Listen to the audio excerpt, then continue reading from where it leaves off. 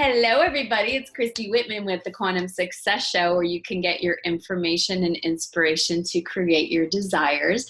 And today you can see I have a friend with me. This is Lisa Campion, and she is a psychic counselor and Reiki master teacher with over 25 years of experience. She specializes in training emerging psychics, empaths, and healers so they can fully step into their gifts, since the world needs so much of that right now. The world needs more healers.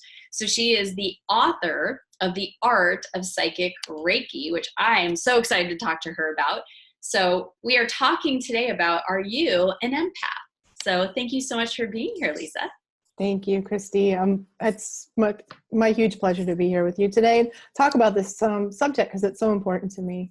It is. And I love the subject title. So describe to me, what is an empath? Yeah, so it's really amazing to me that this has sort of become like more of a mainstream conversation, because I've been training empaths for, 20, 25 years. And back in the day, I would say, oh, I think you're an empath. And people would be like, what's that? I've never heard that word before. I've never heard that term. And I'm so glad that it's kind of something now that's hitting the mainstream and people are really hearing that word. And to me, and I guess everyone probably has a different definition of it, but for me, I see empaths as one of the many psychic gifts. So it's a psychic skill. And the empaths are like the deep emotional feelers. And we feel what other people are feeling. And it's different, like the psychic sponge, right? It's different than just like noticing somebody's having a feeling. It's really like, if you're next to somebody that's sad, you feel that feeling like you're sad. You're like, oh my God, I'm so sad right now. I don't know why. And it's really, you're picking up or absorbing the energy of other people. And it usually comes in two ways. One is emotional empathy, which is where we feel people's emotions. And the other is physical empathy, where we feel in our body what somebody else is feeling. And I see that those are like the two perfect skill sets to have, like the built-in MRI X-ray machine for people that are meant to do healing work. Like that's what it's really for. Absolutely. I have actually both. And it was interesting because I have two examples of just this morning what happened. But I think it's important, though, and I've had to learn this for myself, that when to tune into it and when not to, because it can knock us over. Oh, yeah. If we're not aware of it, or if we're around people that, have really strong energy and stuff. So it is a skill set. I mean, it's a quality, a gift that someone has, but then it becomes a skill set to learn how to manage it in a way that you're able to still function and know when to turn it on and when to turn it off, right? Super important. In fact, even though you and I can see the gift aspect, people that haven't learned that skill set often think it's a huge curse, and they're like, make it stop, get rid of it, make it go away. I wish I didn't have that, because it's very, it's an interesting world out there with a lot of different energy and people feeling all different kinds of things all the time. And until you have that skill, empaths really struggle with being in the world, unshielded, ungrounded, untrained empaths, just the sort of things that non-empathic people take for granted: going into the supermarket, going to a movie, going to a concert, being in a hospital, God help you, Yeah. Those things are very challenging for people that haven't learned how to shield. So that skill set, and what's sad to me is that it's because empaths are meant to be healers, often they don't know how to bring that gift to the world until they learn that skill set. Like, yes. I worked with a person she's one of my Reiki students, and she's very, very gifted Reiki healer who's chosen to work in hospice as and she's a brilliant, amazing hospice worker. She didn't know how to do this, and so she would be, it's a difficult environment.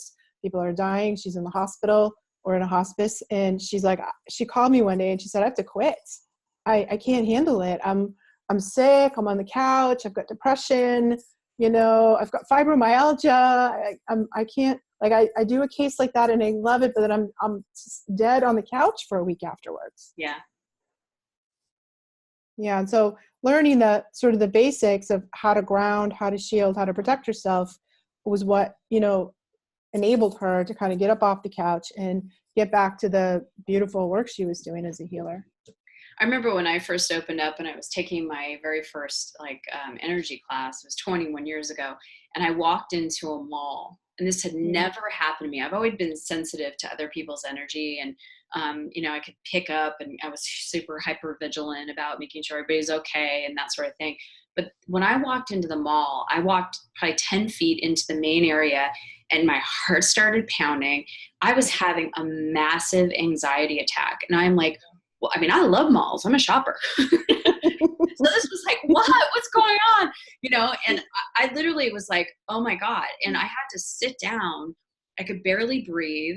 My heart was like, going like crazy. And I'm like, what is happening to me? And I called my light body instructor at the time, and she's like, there's a thing called the Nuya, and she's like, you just left it completely open, and you have to learn how to, when you're around negative people or mass people, like if you're, like you're saying, at a mall, at a hospital, at an airport, to close that down and learn that skill set of how to protect your energy. Because, there's some places you want to be really open, like at your house, and feel like you're in that cocoon of love energy. And then there's other times where you have to close it down so that you're not taking it in as an empath.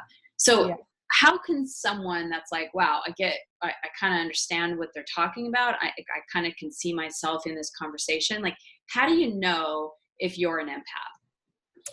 Well, you would really, everybody who's got a problem will come up and talk to you. People will stop you in the supermarket and tell you their problems. And, when somebody needs something, they come to you. So empaths tend to be a magnet for people that need healing or that are in need. So you can ask yourself that. You can ask yourself if you also, often feel drained by those encounters. So if you walk away from that and feel like exhausted, by people's, emotions or their needs, because unshielded empaths are really usually tired a lot. And also if you pick up, if you're really aware, super emotional yourself, empaths tend to be deep feelers. So are you very emotional, and are you feeling the emotions of other people? When you put your hands on somebody, do you feel the pain in your body? When you're around somebody that's emotional, do you feel that yourself? And also, are you sort of psychic? Because I think that, a lot of empaths, one of the psychic gifts. And what I notice is like all empaths really have many psychic skills and aren't always trained in that. They don't always know what that is or what to do with it or can accept that. That's kind of like if you can say yes to all of those things, I would say, yeah, you are. It's amazing because just this morning, like I was telling you, my son, he had a little headache, and as soon as I started work on him, I could feel exactly where in his head. I'm very attuned to pain, and I can feel it in my body when I'm working on somebody else. And today it was crazy. When I was bringing the boys to school, there was a little boy. He was 5 years old, and there was all these adults around, adults that he knows because it's at the school. And he comes right up to me. I just love this little boy. Never saw him before in my life. Never. And he just walked up to me and goes, I want my papa. I want my papa. And he just starts crying. And I just started holding him, and I was, scratching his head, and I'm like, it's okay. Your papa will come back. And, they always come back, and it's okay. And I just let him cry. And then I bent down to him, and I was just holding him and kind of rocking him. And I said, it's like, I tell my kids they're always coming back, but you get to play now and you get to have fun. And he just, it was just like, I could just feel him, and I was just holding him. And I asked him, I said, what's your name? And he said, Roberto. And he's just so cute. I go, how old are you, Roberto? And he said, 5. And I said, my name's Christy, and I'm 47. He just kind of looked at me. And the teacher's like, you want to come with me? And he goes, no. And she goes, you want to do this? And he was like holding on to me. And I looked over at my sons because they're just watching this whole thing. And my son, Maxim, he's kind of my sarcastic little guy. He's like, what are you doing? So I just, okay, Roberto, I'll see you later. Have an amazing day, and wiped his tears away. And Maxim says to me, he goes, you're not his mom. And I was like, honey, I have compassion. The little boy sought me out for whatever reason, and he needed a healing, and and then Alex was like, my oldest, he's like, you're such a good person. Oh my gosh, what you did. I'm like the two totally polar opposite reactions from my sons. It was hysterical. But the woman behind the desk, she said his parents just are splitting up to get a divorce. And so he clearly was in pain because he's living with his mom now and he misses his papa, and it was like he was expressing, but I could just feel when she said that to me, I could feel him, but when she said that to me, it was like, oh, right. Like the knife in the heart, like, yeah. Thank God I have the tools to be able to feel it, process it, help heal him, send him love and light, and then move on and not be like having anxiety attacks or feeling drained and depressed or, whatever it is. So exactly. And it's the people that don't know how to let it go afterwards, that carry that around with them all day, and sort of let the energy drain out of them. So empaths have like a very porous energy field, like that. The outer edge of the energy field, if you can imagine, like we all have a bubble, right? That's what our energy field is, which I know you know. And the outside edge is spongy. And so energy kind of comes through that. That's how we feel everything, but it also leaks out, And in many cases, if somebody in that situation didn't know, they would feel like thinking about him all day or worrying about it and leaking energy out as well as absorbing it in. So it sounds like you knew just what to do. Well, I was told all my life, you're so sensitive. Don't be so sensitive. And it used to be like being sensitive was a weakness or a bad thing. Right. What I've realized is that it's such a great gift, and it's something that I'm grateful that, because I wouldn't be able to do what I do now if I wasn't sensitive. That's but right. Like you said, it's learning how to manage that sensitivity and how much to be around others and who to be around and how to protect yourself when you are. I don't like to use the word protect, but it's more of like how to discern and how to release the energy, because I could feel the sadness of the little boy, but then I could just release it and then go on my day, right? So I know you have a gift, and we're going to put a link right under the video. Yes. So if you feel that you're sensitive, if you're maybe overly sensitive, or you've been told in the past that you're sensitive, and it feels like a curse or feels like a negative thing, it's actually a very beautiful thing. It's a gift. And so I'd love for you to describe your gift, Lisa. Sure. So I'm so happy to share a video series that I'm doing. That it's just some quick little videos, but it's really powerful to help you learn how to ground, how to shield, sort of those energy management basics. And what does that all mean? Like, how do we get grounded? Empaths sometimes have problems with grounding and need to learn to stay in their body and stay connected to the earth. So we teach you some really practical ways to do that. And then how to clear, how do we let go? I like to use my breath. So we take a deep breath and we drop that breath down and out our feet.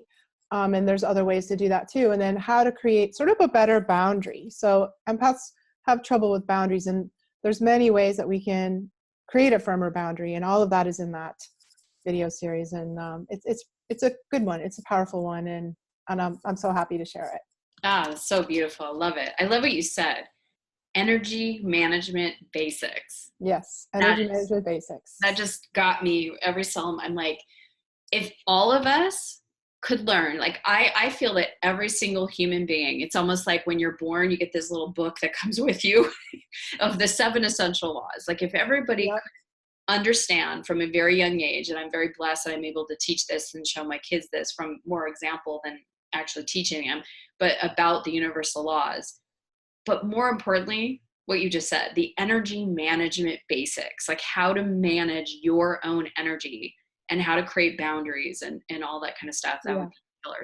So grateful that you're giving everybody this gift, because this is a definite community that wants that information, needs that information, and will benefit greatly from it. So everybody go below the video. You'll see a link right there to Lisa's gift. And I do appreciate you being here, Lisa, and I'm grateful for the work that you're doing in the world. Any last words that you want to say before we go? I just want to really encourage people to do the energy management stuff, because it's not hard. It's easy to do. And once you know how to do that, we can really step in and live our life purpose, and be healers, be and there's so many ways to do that. I use the word heal, but it might be being a mom or being a nurse or being a teacher or being a mechanic. I mean, there's lots of different ways we do that. And I know that's what I want for your people, is to find their way if they're feeling called to that. So go below the video. Please leave us a comment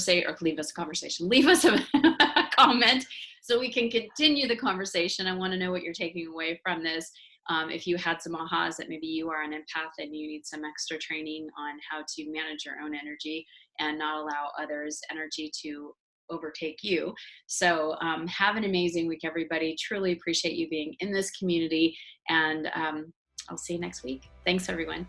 Bye. Thanks, Lisa. Thank you. Bye. Thank you for watching. Let me know what you thought. Leave me a comment below, and be sure to share and tag your friends. And be sure to check out my other videos here and on this site.